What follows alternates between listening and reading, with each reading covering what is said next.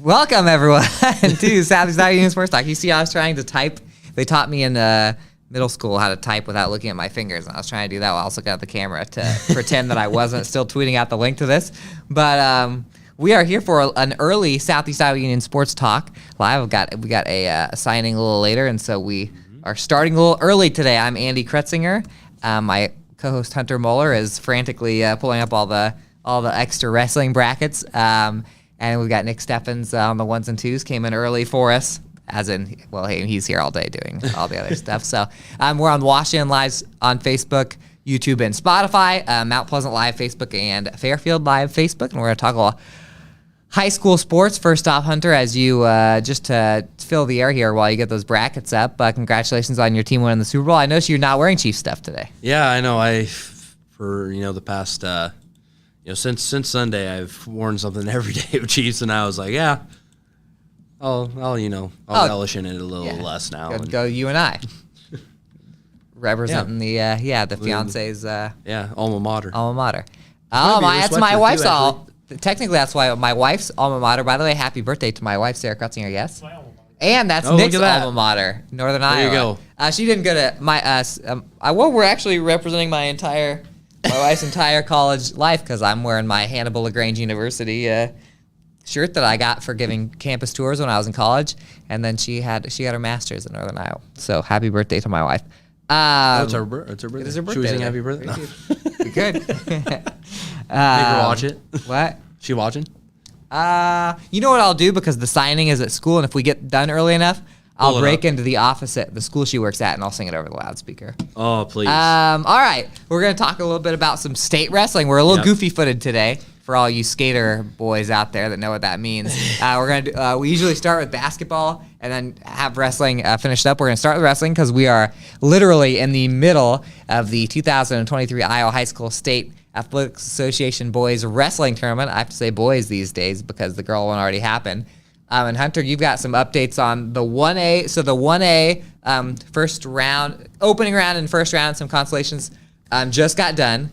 And we had a lot of 1A kids. And then we have 2A is just starting right now. So Hunter, who do we got left in 1A, to your knowledge? Because this is happening as we're talking. Yeah, well, just to go through the some of the the kids that are kind of still alive up in the upper bracket here through. I'm just gonna go down the list here. Really, we have Carlos Valenzuela for Highland at 132. Okay. He's still alive. He is in the quarterfinal. That's what one wrestler we have there. Did you say Highland? Yeah, for Highland. Go down here for New London. Obviously had 4 wrestlers. Highland had 3. Yeah. Luke Guzman and Jack Pfeiffer both are in the bottom of the bracket. We can touch on them. I'm just going to go through the top here. Yep. Half of the bracket. But for New London, Dom Lopez is obviously the number 2 ranked wrestler at 160. He had a first round bye, and then a big win by Tech Fall. I don't have the bracket. I'm just going through our list. He won by Tech Fall. Real quick though, talking about Dom, because we had a state record being tied today. Was that number 219? 219 is the Iowa high school wrestling all-time win state record. He just tied it today with his first victory. So Dom Lopez, a senior. He is 1 win away from being the all-time winningest wrestler in the state of Iowa wrestling history. So that's a pretty huge news. Yep. All these that won and are going to the quarterfinals, they wrestle tomorrow. So, all right, go ahead with the other ones. Yeah, and then Sigourney Kyoto obviously had 6. Renee Utterback, the lone, I believe she's the lone girl. The lone girl in the field. I checked that the other day. In 106. She is on to the second round. She, was it a 6? I think we said 6-4. 6-4 victory, win there, and she'll be wrestling the number 1 wrestler at 106 in the quarterfinal tomorrow. So it's going to be a tough match there. And by the way, when we say they're 1-0, but she was good enough to get a bye in the first round, as was Valenzuela and Lopez. So a lot of these guys, this is basically winning 2 matches. You're past 2 rounds if you've moved on now. So a lot of those kids are on to the quarters. They're 1-0, but they had a bye, so it's like being 2-0. And then the one other lone wrestler from Sigourney Kyoto advancing to the quarterfinals is Jack Clarahan at 170. Mm-hmm. He'll be wrestling the quarterfinals tomorrow, looking for a shot at the semis. From Waco, Let's see. We have Loudon Housing Gate, 160, along with Lopez there. And we don't know how he won by disqualification. Yep. So we hope that's. I saw a disqualification in the districts. Washington's. We had the Washington kid, Curtis Stender, had a situation where he was taken down on an illegal move and he got hurt. He's going to be fine, I think, to wrestle this weekend. But I'm hoping that's not a situation where he got hurt. Because sometimes disqualification could mean you got hurt in an illegal move. So we're hoping that's not what happened there. And then the last wrestler from Waco to move on, obviously. Drew Deers lost in that first round. Tough one there. But then Gage Samo at 113 moves on to the quarterfinals after a first-round bye. He's the number 7th ranked wrestler in that class there. He won 6-2 decision in his first match of the day, so he'll be looking for a shot at the semis tomorrow as well. So for Class 1A, that's everybody that's in the still alive in the winners bracket, looking for a shot at the semis. And those are, so Clarahan's ranked 3rd. You said Lopez is 2. Utterback is 8. So we've got some really highly ranked kids. Yep. What's Samo? He's 7. So that's another, so we've got some kids that are supposed to be in the district as far as seeding wise, but you never know. And so they will wrestle tomorrow morning, and then. And if you want me to run through the other list of wrestlers too that still have a shot, obviously at 3rd place too. Yeah, sure. Yeah, why don't you name some kids? We had a lot. We had 32 kids. 18 in Class 1A. Class 1A. 1A alone, but we mentioned from Highland Luke Guzman. 120 is looking to get back for 3rd. Jack Pfeiffer 138 for Highland. New London's Gage Burden 126, Michael Raines 170, Trent Wilkerson 195. Those 3 there for New London. Blake Jewell for Pekin 182. You went 1-1, right? Yeah, and as well did Raines and Wilkerson both won one match and then fell in their second there. So Sigourney Cota, we got Brady Clark at 126, Dante McLaughlin at 132, Reed Mollinex 152. Jake Moore 160 there for them, and then for Waco we mentioned Drew Deers at 195, and then that's everybody. Well, I also forgot to mention. I'm sorry, forgot to mention Cardinal. We had Cox. We had Isaac Cox at 285. He won his first match. I believe it was a fall in around 2 minutes, or no, I think I said it was around like 5 minutes, 58 seconds, like right at the final seconds there. Then he lost a tough one in, I think, a little over 2 minutes to, obviously, the number 1 ranked wrestler, a kid from Lisbon. So, for sure, yeah. So, we got that kid from Lisbon, big kid. Yeah, we showed you the picture of him. If you check out, he was even for, I mean, he's a heavyweight himself, but he was outsized there. The Cardinal Athletics, I think, tweeted out a picture of them together. So, man, Lisbon's got a good wrestling program. Yeah, they do.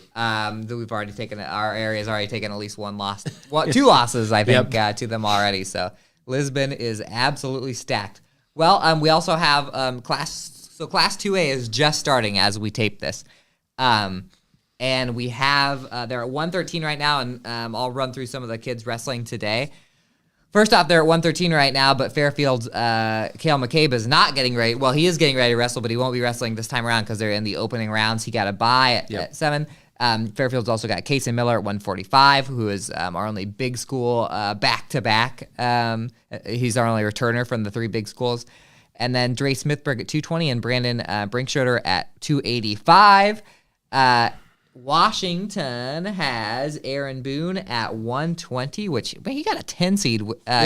He just beat the kid from Notre Dame that's got a 5 seed. Yeah, we said CJ Davis is ranked, I think, 4th or whatever, and then So Aaron Boone beat C.J. Davis to make it to win first overall district championship, and saw it with my own eyes, and he somehow got the 10, which he's been ranked pretty high this season. Which I guess Davis has 2 losses, so that's one of his losses. So I guess that could be taken into account, but still, I think a lot of the seeding is done by track wrestling, and so I think it's opponents, it's records. I don't know if previous state experience.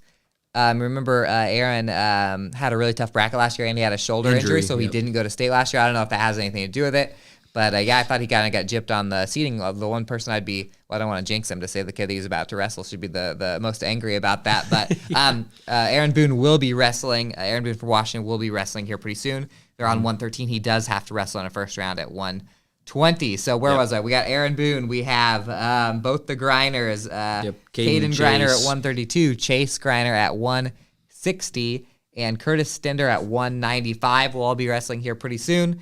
Those 3 do not have buys, so there's going to be a lot of Washington Demons wrestling during the show, basically. And Columbus WMU has quite a bit too. Yeah, Columbus WMU has 5. They have more than the other 2. They're our top 2A team, actually, as far as number.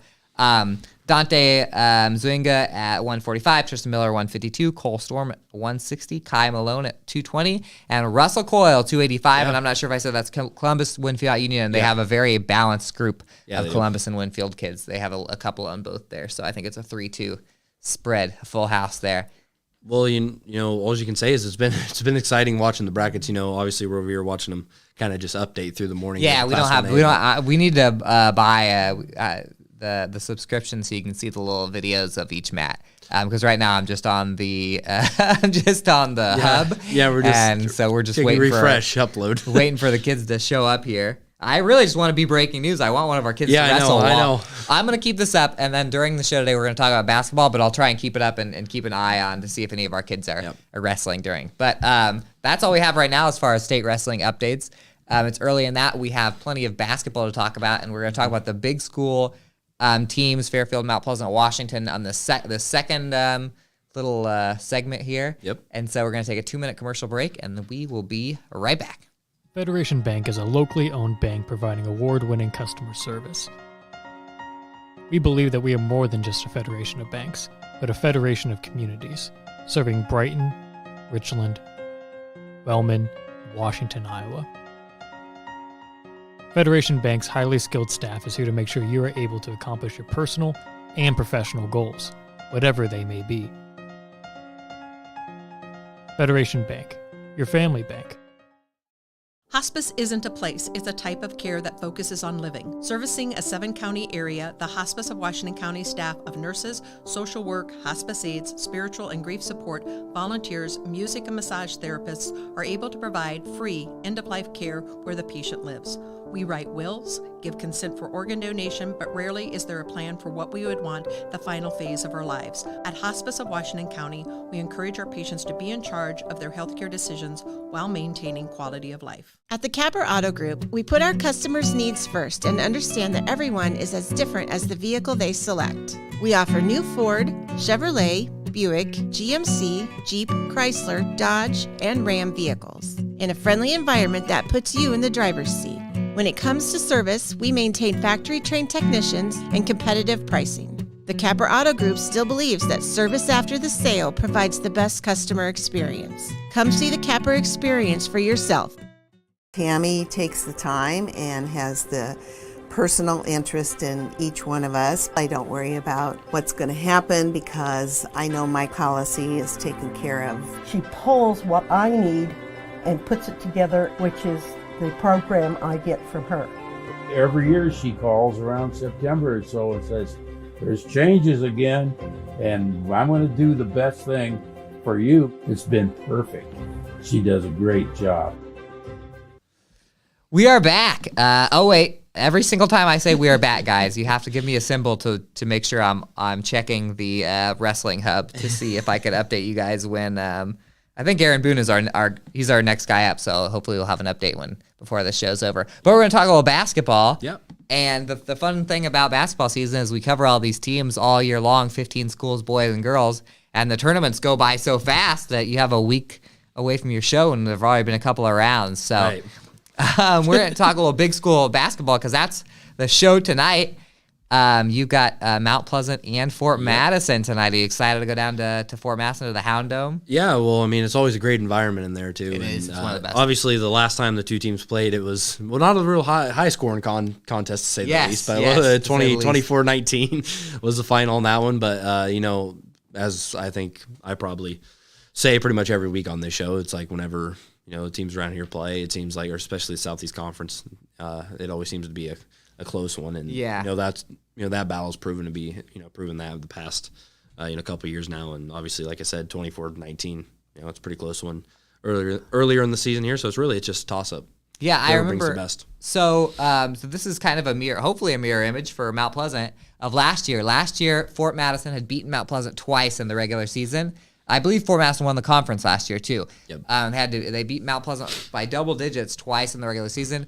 postseason comes along, they play in the tournament at Fort Madison, and Mount Pleasant comes and knocks them off and ends their season. It was one of the more impressive wins from this group of seniors from Mount Pleasant. And by the way, I was interviewing Andrea Loprado one time, and she mentioned that Fort Madison has always been the team for these seniors that has been the one that gives them problems. Yep. Fort Madison's got a stacked group of seniors just like Mount Pleasant does, so they've been going at it. But anyway, so last year, Fort Madison beat Mount Pleasant twice in the regular season. Mount Pleasant knocked them out of the tournament. This year, Fort Madison has beaten Mount Pleasant twice by 5 points each time in the regular season, and it's going to be at the Hound Dome tonight. Yep. So maybe a carbon copy of last year, maybe. Yeah, I know, and it's always a tough place to play there, just because it always seems a little bit louder. I don't know what it is. It is. Well, it is a dome. One thing I like about Fort Madison is that their student section is in the middle of the court. Mount Pleasant says too, instead of off in the corner. I like that too. I think it's a little more. Well, it's definitely more disruptive if you're right in the middle of the court, basically. Right. So the best one is... it's always packed there, too. It is always packed. And it's just louder because of the dome atmosphere. It's dark. Fort Madison's very dark. Yeah. And it just is a different... It's like you're playing different in a different feel. I mean, every court has a different feel, but... I'm sure it's going to be a good one, obviously. I used to be Davis County. Davis County has... They call it the Pit. And they have a very similar feel. Where it's like you going down to Keokuk. There's nothing really quite like that. Keokuk's a little different. Like too. it's so open. About Lee County. It's so open. It is very open. There's Central Lee's kind of different. Fans behind the baskets. The Waco's kind of like that too. So yeah, that'll be a super interesting one. By the way, both teams are dealing with injuries. We know that Andy Scott. Yep.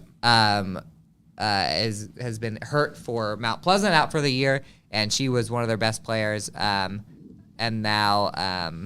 Sargent, the little point guard from Fort Madison, who is one of the most impressive guards in the entire conference, she has been out. I don't know details on her injury or whether she's going to, show back up today or how that works out, but they've both been dealing with injuries. Yep. So, And they've both got two of the top two scorers in the Southeast Conference. Andrea Loprado scores about 20 points a game, just under. And Camille Cruz from Mount Pleasant scores 18. Or Madison. From Fort Madison, scores about 18. So, And the other two teams... Fairfield and Washington. Played in the 3A tournament, and it didn't go super well for them. Obviously, really tough first-round matchups for them. We could talk about... You want to take one of these and just say what happened? And yeah, I mean, looking at... Well, Fairfield, obviously, they had to head up to Solon. I believe Solon was second ranked in the state there, and obviously... we talked about Fairfield, having one lone senior, really only two girls from that team that had any kind of varsity experience the past, 2 years. So they were just, really they were just matched up against a premier, pristine, Solon squad in this one. Obviously it was 46-13 at the half, 58-17 heading into the fourth. And, the Trojans were held to single digits in those first three quarters there. And then they were outscored 17-14 in that fourth quarter. And Savannah Hollander with 18 points. Nice little showing from her there at the end of the season. Aston Farrell with 5 and Ashlyn Lisk with 4. So Ashlyn Lisk, the lone senior on that squad, ends her career with the Trojans there. Yep. Just an all-around tough matchup, tough Solon squad. So the final on there was 75-31. Yeah, 75-31. I didn't even say that. Yeah, 75-31 there for the Spartans over the Trojans there. So. Yeah, next year will be a good year for the Trojans as far as, they do lose the one senior, but the rest of the conference loses so many seniors that they'll be kind of, they kind of lost their core a year before everybody else did. Right, I know. And so it was a tough year for them this year, but Hollander 18 points. She bursted out like we thought she would. And they'll have her and Farrell and Jones, and they'll have a good senior class next year. It'll be a more balanced SEC next year, I think. Yeah. Washington Demons at Davenport Assumption. Talk about it took some drives. These two teams. They hung in a little bit, but 61-34 Assumption. Well, you know what really hurt them was the 22-5 Assumption first quarter. Yep. They kind of played close to them since that, but it was 38-17 at halftime, and it was 52-22 Assumption after 3 quarters. Alex Murphy, 11-7. She ends her career, and she has been one of their top players for Washington girls basketball since she was a freshman. She's been playing for a long time for them. And so it's kind of a little bit of a yin and yang. You lose girls like Murphy and Kaylin Long and that senior class, but Washington has some pretty good freshmen. And Adeline Long hit 3 threes on them. On whatever night this was, Thursday night or whatever night. I saw Adeline Long hit 4 threes in about 5 minutes earlier Saturday this year. night. Saturday. And Macy Williams had 4. She'll be entering her senior year next year. They have obviously a strong. They have a very core. very young core. Obviously, that's kind of been the, looking at Washington all year long. Obviously, I think they started though at 5-1 or something. Yeah, like they that. did. They had a And huge then- start. They and ended up then- 7-14. Yeah, and it's, just looking at them, I think it was all about experience. Obviously, Yeah. with the senior class that had a lot of experience knowing what it takes. I think those younger kids are going to will have learned a lot. Obviously, they got a lot of playing time. They did. So exciting things to come for Washington for sure, especially with that freshman class, how they played in their first year, at the varsity level. That's their first 6 girls. So they lose along with Alex Murphy, Kaylin Long, and McKenna Conrad. All 3 have been playing big minutes for the last few years for Washington. But Alan Long and Leighton Messenger, both freshmen that start. Kendall Hendrickson is their 6th man off the bench. He's a sophomore, and so you've got a lot of hope for the team in the future here. So For sure. but yeah, so the girls, we've got just a couple teams left. Mid Prairie won their first round, so they'll be playing tonight in the 3A tournament on the road against Fenton Schellsburg. A little ways. A little drive up there. And then, and I believe it's Grinnell and Sheraton is on the other side of that bracket. So if they could win, they'd play Grinnell or Sheraton in the regional championship. Grinnell's ranked pretty high up. And then Mount Pleasant at Fort Masson tonight. Yep. As far as the bigger schools, the 3A and 4, that's it for the girls. For the girls, yep. Boys wise, we had a couple of games last night. We're still in the regular season for right now. But you covered didn't cover because you were at a small school game, but the Fairfield game last night, and they were able to hold off Clear Creek and Amana. Yeah, final in this one, 57-54. Fairfield comes out on top in this one. Obviously, Clear Creek and Amana. A little revenge for the Trojans here. Obviously, Clear Creek was pretty senior led last year. Knocked off the Trojans in the playoffs last year. They get a little revenge here. Welcome. I can't even speak, but they were in Fairfield last night, and really Fairfield played pretty well through 3 quarters. I mean, obviously they just kind of built upon their lead. It looked like it was gonna they were gonna keep doing that heading into the 4th. It was 18-14 after that first, and 35-26 heading into halftime, and then Fairfield came out with the 12-7 quarter in that 3rd there to make it 47-33 heading into the 4th. And then from then on out, really clear, the Clippers just kind of rallied. They ended up outscoring Fairfield 21-10 in that final quarter. And we were talking earlier, obviously it came down to the final 11 seconds there. I think it did. Fairfield split at the line, had a chance to make it a 2-possession game. They split the line, made it a 3-point game. Like I said, 57-54 ended up being what it was with the final there. But Clear Creek came down court, pulled up from 3 at the top of the key with about 4 seconds left. Shot was short, a little bit to the right, and Max Wheaton was able to secure the rebound and secure the second win in a row for the Trojans. And for them, I feel like they're playing, at least over the past couple of weeks here. Fairfield's got to be feeling pretty good, playing some of their best ball. Right when it matters most. Obviously, they want to be playing it next week. Heading into the season, but they got to feel good. With how they're the performances they're putting together here late. Yeah, and you covered a game. Fairfield versus Mount Pleasant last Friday. Yep. And so we ended the SEC, the conference had already been wrapped up by Mount Pleasant. Yep. Washington went out and beat Keokuk, and then Fairfield played Mount Pleasant in a game that I think was important for seeding, and I can get into that in a second. But you saw a classic in that game. Fairfield beat Mount Pleasant last week, 69-68 in overtime. In overtime, J.J. Lane hit one of them. He's hit. There's no kid that we cover that's hit more clutch shots. I tell you what, than the. At each end of that game. J.J. Lane was the final person to make every single shot at each quarter's end.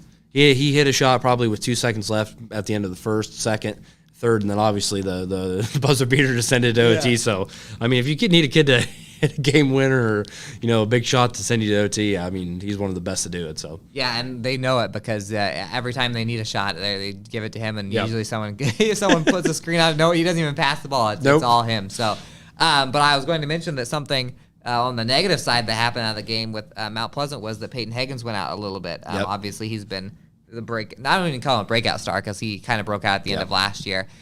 Junior for them, their leading scorer, one of the best players in the conference, and he was he went out for a little bit, and then he came back in, right? Yep. You know, with the news that we now know now, I guess.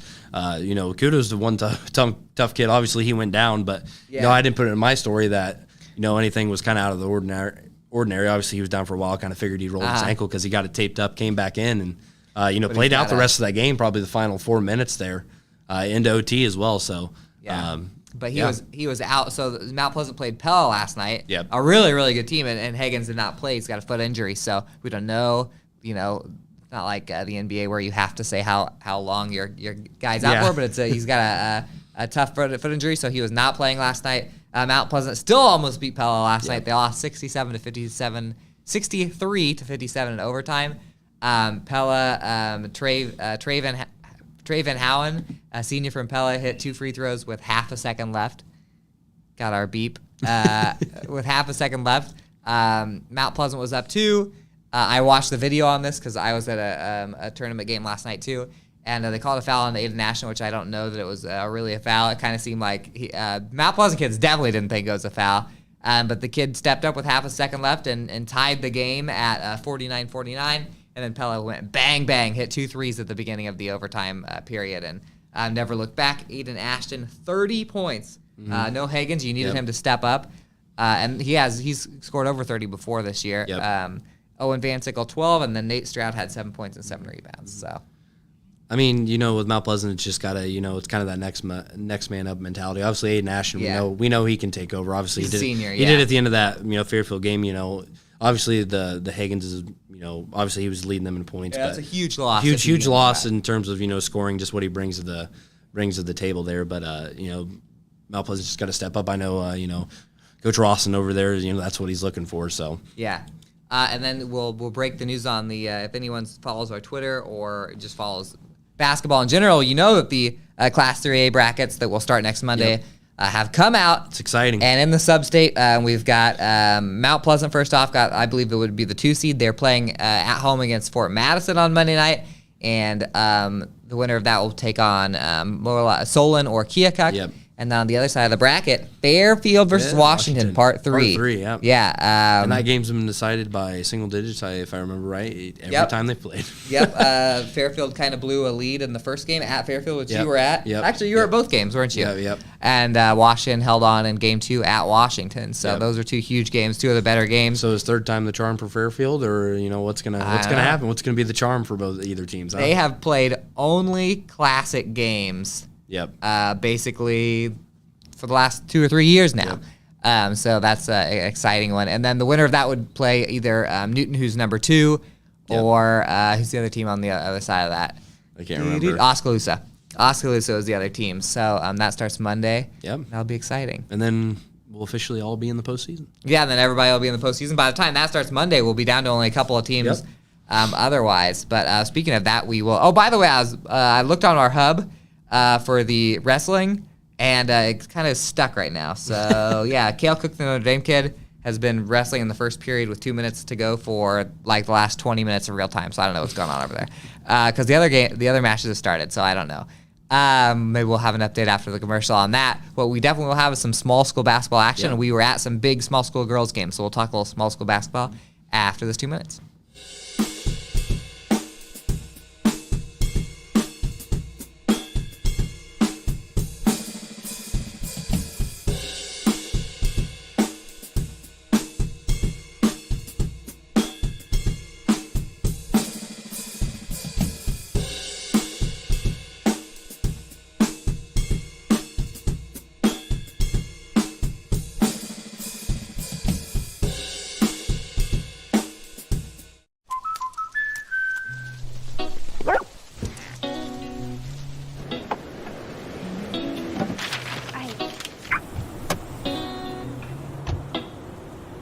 Protection is important, especially when you're talking about your dreams, which is why we're going to keep you covered with plans that can save you up to 23% when you bundle your home and auto. That's protection.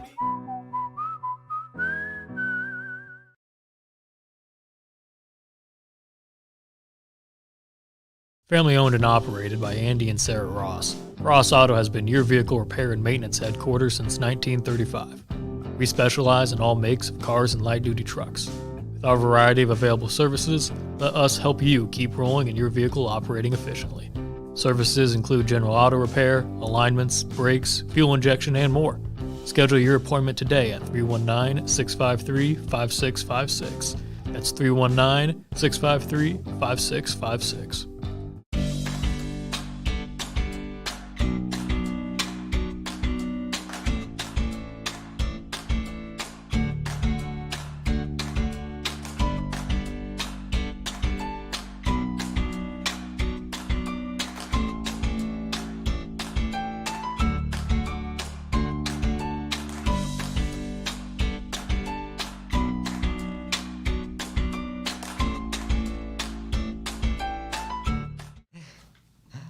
Hello, everyone. We're back. Nick was telling me there's 10 seconds, and I was thinking about just pretending I didn't hear him, and then I thought that would be a good way to go viral is just pretend that we don't know we're on the air, and then just say some like objectionable things, at least get some buzz going. Right. This is Southeast Iowa Union Sports Talk live on Washington Live's YouTube, Mount Pleasant Live's YouTube. Facebook, Fairfield Live's Facebook. Now I really popcorned this out of control here. That's right. Washington Live's Facebook and Washington Live's Spotify. I'm trying to get you more updates on wrestling because it's the hub seems to be stuck or something's going on and I don't know what's going on. But one thing I forgot to say, we're going to jump back to wrestling for a second because I forgot to mention that Kai Malone of Columbus WMU actually wrestles against Dre Smithberg of Fairfield. We have an all-union matchup. There we go. The Southeast Iowa Union Sports Talk Championship takes place here once again into 2A 220. So I remember that during the commercial break, and I was like, I should have talked about that. We're going to talk about some small school girls basketball, and one of our best small school girls basketball teams all year has been Winfield Union, number 8 in Class 1A. They had a test last night with a pretty red-hot Holy Trinity team coming on, and Holy Trinity gave them a little sweat, right, Hunter? Yeah, and you were there, and you were able to see them pull away. Go ahead. That's all right. It was kind of a slower start for Winfield, obviously. Haven't played in, about a week and a half, 2 weeks. Week now, just they've been, just practicing over that kind of span. Mm-hmm. It looked like, that was something that Minnie McCray was kind of talking about. Coach Minnie McCray was talking about. So they were rusty? Yeah, a little rusty out of the gate, just getting back in the swing of things. But ended up being a 56-42 win for Winfield. Obviously, they kind of picked it off. I feel like that rust came off definitely in the fourth quarter there. But it was 19-13 after one. Winfield only held a 4-point lead heading into the break, 28-24.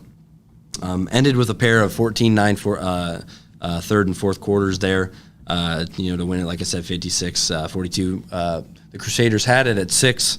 They're late, or probably about 4 minutes to go in the fourth quarter. And then, really it was just, it looked like the old Winfield from that point on, and they were able to really pull away in that one. But Melina Epping with 17 points to lead the Wolves.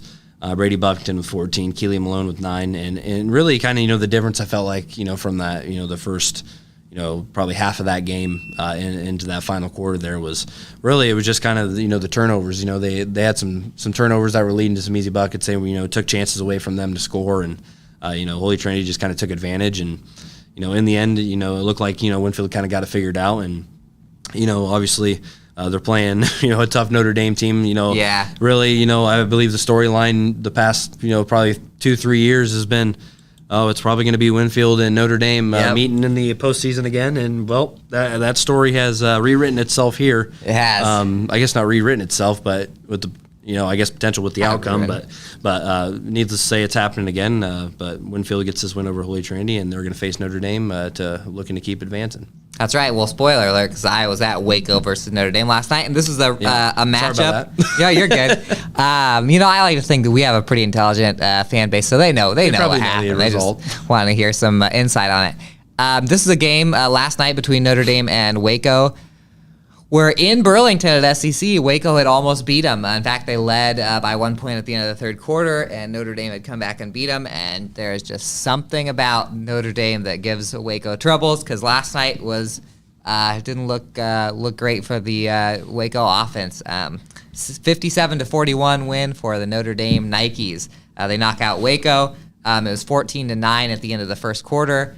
And it was 29-18 at halftime. I remember thinking 29-18 at halftime. That almost felt like it was worse than an 11-point game. It just something wasn't flowing right, and Waco's offense just couldn't really get the good shots that they are so used to getting. Notre Dame, I think I was talking about this last time, they played Notre Dame's a little bigger inside, so they got a little height on Waco, which is not the normal. Usually Waco's got the height on whoever they're playing, and so they were able to get some offensive rebounds. Waco eventually woke up a little bit. They were down 13 points in the third quarter. By the way, Ella Kissel, who scores 1 million points a game, had only had 2 points. They face guarded her. They boxed and I don't even know what to do. They constructed their defense to try and shut her down. She only had 2 points until about 50 seconds left in the third quarter. They're down 13 points. Lines up a college range 3, bang. The other way, bang, that means it made it for anybody who doesn't watch. Who says bang on the threes? It's an NBA announcer. Yeah, it's... Is that Breen? No, bang. You just remember the old... Blocked by Jay. Yeah. Who is that guy? Is it Harlan? Kevin Harlan. I think it's Kevin Harlan. There we go. Anyway, so I would really love to know how to do that commercial, because then I could just have his voice. I'll work on that commercial, and then next season I'll do it a little bit. What was I saying? Oh, and so Ella hit a 3, and then came down. Waco got the rebound, and then she kind of spun her. She kind of came off a screen and was spinning and knocked down a 3. All of a sudden, it was a 7-point game.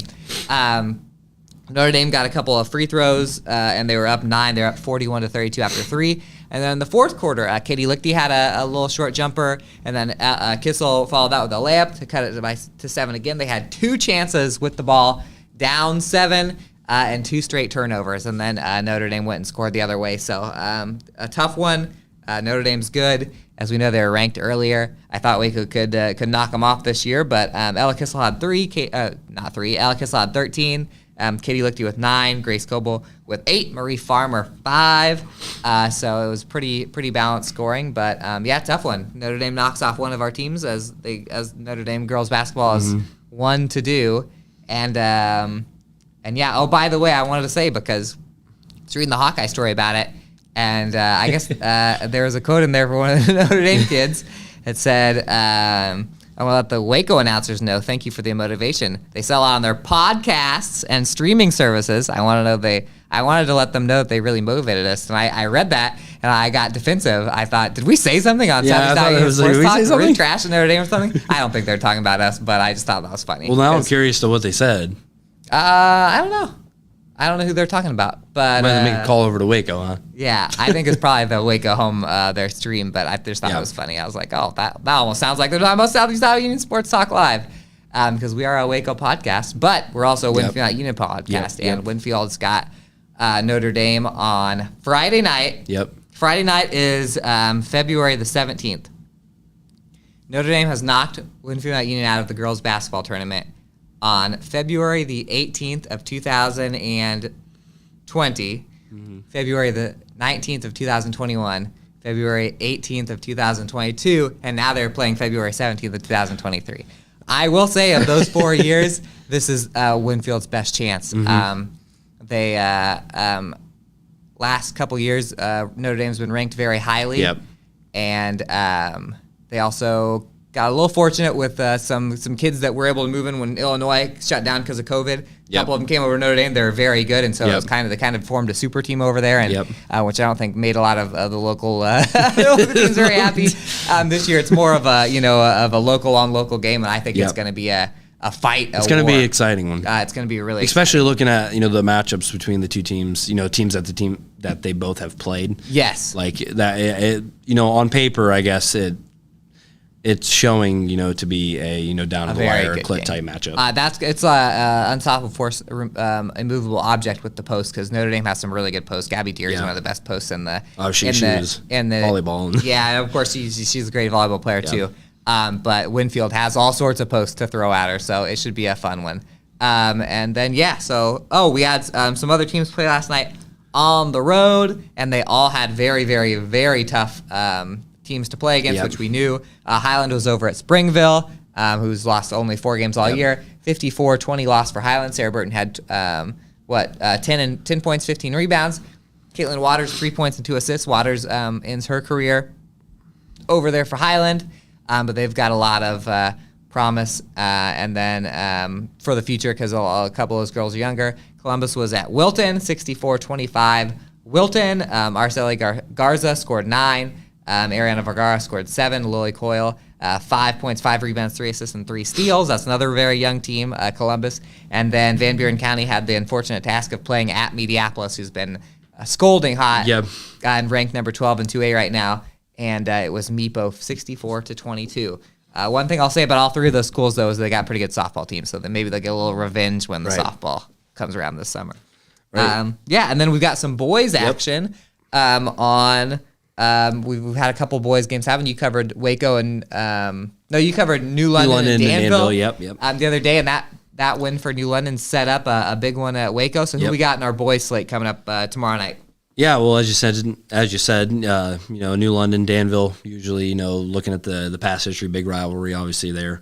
78-49 favored the Tigers. That's a really pretty dominant performance there. Statement made in round 1, but looking at it now, it's the rematch of all rematches, you could say. Obviously, we got Waco versus New London. That's another one of those situations where it's the past 2 years. It's been one or the other knocking the other off, and the first meeting between these two teams in the regular season there was a 4-point game. Yeah. So I was there. It was a really good game. So the quarterfinals here, New London or Waco is going to move on, which has been the story every single year. It's those two meeting up, and obviously last year was the semifinals, but but every single year, and I don't want to put any fear on the Waco Warrior fans, but often the higher ranked team in that game has lost. I know, it's so weird. And so it's just every year once one team gets real high, the other one knocks them down like a cherry tree. And I will say that Cade Benjamin was back for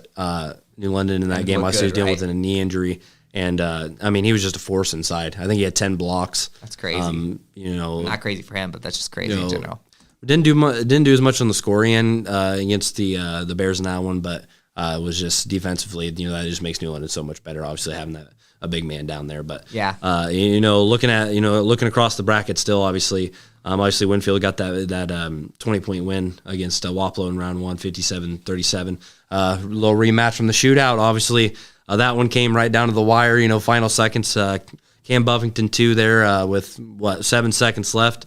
Propelled Winfield in the win of that one. Really could have went either way. They're taking on Notre Dame for a chance to play the winner of New London Waco in this District 7 bracket. So, that one's shaking up to be another barn burner that anybody could come out on top on that one too. And you made a good, almost a premonition today that it's going to snow tomorrow night when this game's supposed to happen, and that Notre Dame just happens to play at Winfield on Friday night for girls. And I think you said that there were whispers of, why don't they just make it a doubleheader, Notre Dame versus Winfield on Friday? So we would be in favor of that. I don't know how you'd fit everybody in there that's going to come watch those games, but that would be really crazy because those are both toss-up games on girls and boys. Mm-hmm.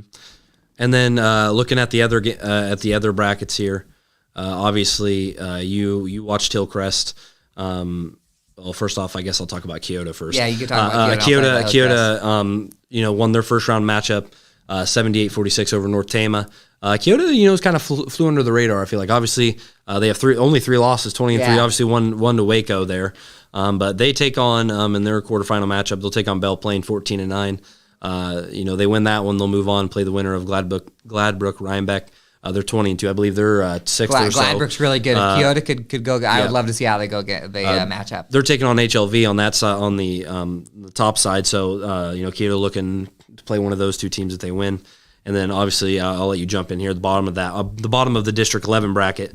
Obviously we've got some really enticing matchups. Obviously I'll let you talk about Hillcrest, but real quick. We've got North Mask is kind of the strongest team in the bottom of this bracket. They're 18-4. They're going to take on Pekin. Pekin obviously beat Lone Tree 74-58. Pekin's been an exciting team. Very good. They've been only lost lately. to Waco by 4. Only lost to New London by 1. Beat Hillcrest in the final moments of their regular season matchup. So they're taking on North Mask, looking to move on. But Hillcrest has got Linville Sully. So tell us a little bit about the Ravens. There. I was at the Hillcrest Academy Regina game, which was I thought the most enticing matchup of all of our first round small school games. And Hillcrest knocked them off. I believe the final was 60-55. I just learned that I didn't write the final on my little cheat sheet here, but I'm almost positive 60-55. Grant Bender had 34 points. I want to say he put up the team on his back, but in reality it it wasn't that he was just taking the ball against 7 guys and going up on them. They had the press was working. They were forcing turnovers all night. They had a double-digit lead at one point. In fact, they were up 13 at the end of the third quarter, and then all of a sudden Regina started catching fire and 3. Regina had a chance to take the lead in the last 10 seconds with a 3-pointer. Hillcrest was up 2. 3-pointer went up. Missed Seth Hours, who isn't one of the biggest guys on the court, was able to not only get the rebound and then run away from a couple of Regina defenders, and he actually drew an intentional foul, which almost worked out like a clear path. I'll tell you what, the Regina fans are not very happy. They called the intentional foul in that situation, but he was kind of grabbed from behind. It was like the NBA clear path type deal. Yep. Hit 2 to put that away, and then Bender came in and he had a free throw to make it a 5-point game. But so 34 points for Grant Bender in that. That was on Monday night. Seth Hours had 10. Luke Schrock had 8. So it was a big night for Hillcrest Academy. Regina has beaten. They went to overtime with Mount Pleasant. They beat Mid Prairie just a week or two ago, and a huge win for Hillcrest Academy. They played super, super good. Yeah, and like I said, they're taking on Linville Sully. Linville Sully is pretty tough. Very good. Very, very tough team. Our so friends at Round Guy Radio have seen them a couple times, and they've only got good things to say. Yeah, so I mean, obviously, it's another big matchup for them. We'll see what they can do there. But our last 2 kind of teams that still remain up in 2A, 2A Substate 6, District 11. We've got Mid Prairie. Obviously, they downed West Liberty 75-67 in round 1. They're taking on Wilton, who has been at least in the top 5 all season long in Class 2A. I can't remember if they're still in the top 5 right off the top of my head right now, but they're 17-4. Obviously, last year Mid Prairie was one of the best teams in the state in Class 2A. Made the state tournament. They beat Wilton, and I believe Mid Prairie lost to Wilton already this year. I can't remember the final I think score they might that have one. lost to them twice. Twice maybe this year, but see the third time's a charm for the Golden Hawks. That's right. They're sitting at 12-10, so they're looking to make that semifinal of this bracket with a win against Wilton. And then on the bottom of the bracket, we've Cardinal still alive. Obviously, Cardinal beat Pleasantville 63-57. They're taking on Pella Christian in that the quarterfinal matchup there. Winner of Cardinal Pella Christian will take on the winner of Wilton Mid Prairie. So those are our 2 final teams up there in Class 2A. So and of course, as we said, the 3A starts on Monday. So by the time we see you guys again on Southeast Iowa Union Sports Talk, we'll have wrestling will be over. I do want to mention the bowling teams went. We didn't look like we got any state qualifiers from there the last couple of days, but the conference meet was the other day. Mount Pleasant did the best of our 3 teams in the Southeast Conference. Mount Pleasant girls got 2nd and the boys got 3rd. Fairfield got 4th in the conference. In both of those, Keokuk won, by the way. And then Washington in both situations only had 3 bowlers. But Addison McCarty, it's hard to pronounce her last name. She is the 2023 Southeast Conference champion in girls individual bowling. She won by 2 pins. It was kind of a funny yin-yang because that's the second time I've said yin-yang in this episode, at least. Maybe. The Keokuk kid who won on the boys' side won by 103 pins, and Addison won by 2 pins exactly. She was the only bowler outside of Keokuk in the top 6 for on the girls' side. Also, Mount Pleasant girls had 8 strikes in a row in one of their Baker games. Yeah, it was fascinating. I wanted to jump in for the boys bowling side. Ethan Cass, Fairfield, got 2nd. Is going to state. Yes. Okay. Here we go. That was all right. Awesome. I haven't seen from Mount Pleasant or anything, but I just know Fairfield. I just saw the that. results out before we came in here, and I didn't see this. So awesome. Ethan Cass going to state. Yep. In boys. Finished 2nd bowling. overall at the L&M meet. So. Yeah, L&M. Yep. And the girls were in Keokuk. A couple of our girls team were in Keokuk the other day. So so bowling state is next week. We've got wrestling state going on this weekend, and basketball is over here pretty soon. So we're kind of clamoring down on the old winter sports train here. Yeah, I mean it's it's winding down. Obviously, like I said, postseason. All our teams will be in the postseason of the 3A boys teams. Next week. So it's going to be dwindling down here, and obviously we're in wrestling state tournament. That season's almost over. It'll be over by Saturday, and we'll see if we have any state champions coming out of our area, and then we'll wait for the basketball tournament. So I thought that I was very confident that we were going to get to 120 in Class 2A before this episode's over, but we have not. We're still on 113, 106, 113. So dang it! I wanted to be here when something happened, so I could say breaking news. Whatever. Well, now I'm just all depressed because I wasn't able to do that, but we got to just sit here live and we'll just wait. And yeah, we should. We should just sit here live all day. So until you can be like, it'll be quiet, and then all of a sudden you can be like, the computer will crash when it happens, or someone will comment they're at the meet. So anyway, that's all we got today. Yep. We were pretty packed today, but Hunter's got to get mentally prepared to go down to Fort Madison. Yep. I got a signing. So for Southeast Iowa Union Sports Talk, I'm Andy Kretzinger. Hunter Moeller. Nick Steffens. I should have just pointed to him. Yeah, made him say something. We'll see you next week.